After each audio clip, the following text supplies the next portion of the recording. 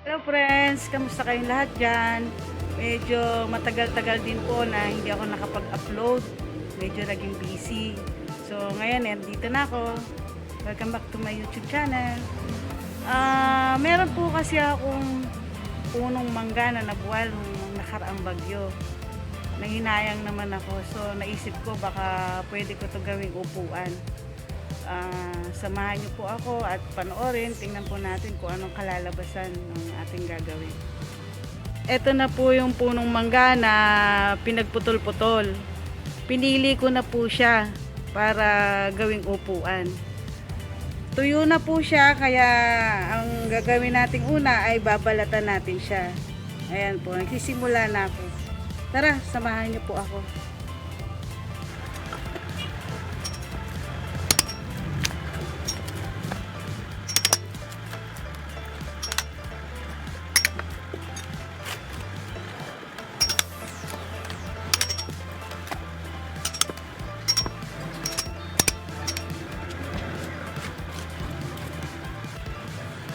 Friends, pagkatapos po natin mabalatan, kikinisin pa rin po natin siya gamit itong chisel. Ang tawag po ng lolo ko dito, paet.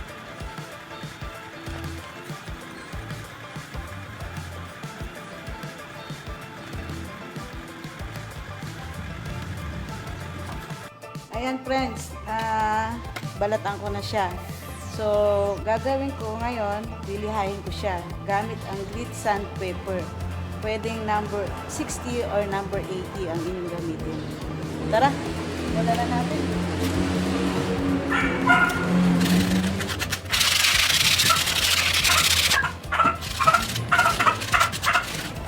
Okay friends, tapos na tayo magliha. Ngayon naman, magpapahid tayo ng sanding sealer. Haluin lang natin to. Haluin lang natin maigi. At pagkatapos, gagamit tayo ng brush para ipahid.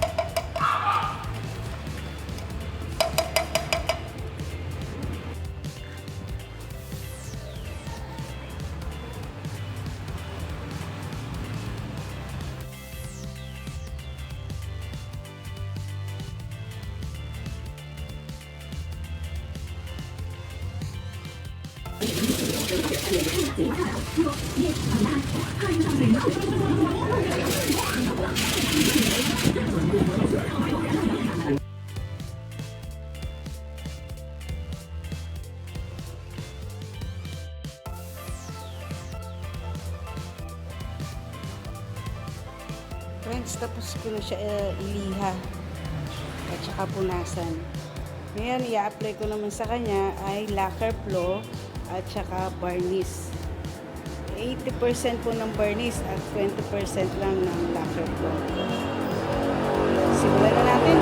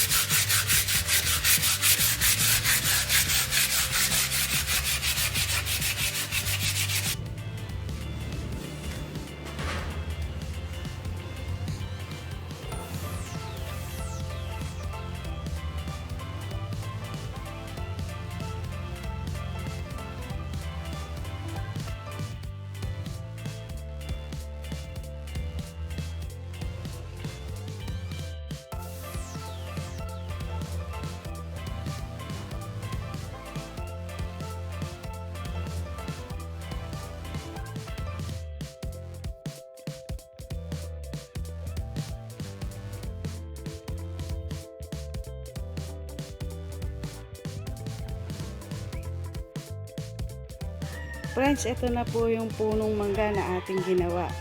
First time ko lang po gumawa nito. Kaya pagpasensyahan nyo na po, hindi siya perfect. At least, nagawa po natin.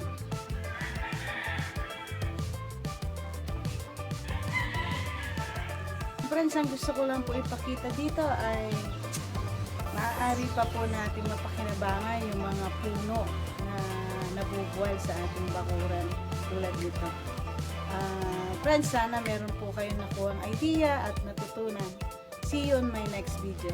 Bye friends!